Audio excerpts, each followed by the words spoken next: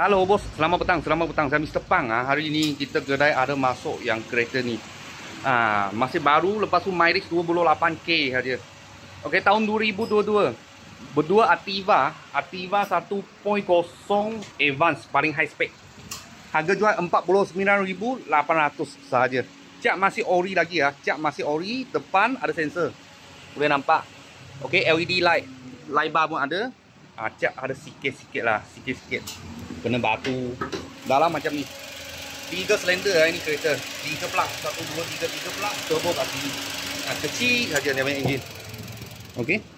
Kalau kereta full bulanan anggaran 600 lebih sehingga 700. Ikat bank lah saya kira, ikat bank. Original punya sport rim lah. Banyak sporty, besar.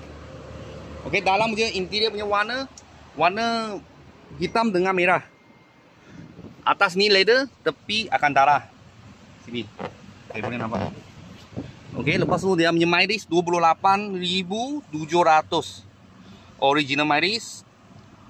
Meter sudah digital. Okey, servis kat sini berdua. Okey. Original punya touchscreen player lah. Dalam semua kemas lah, cantik-cantik. Licin-licin.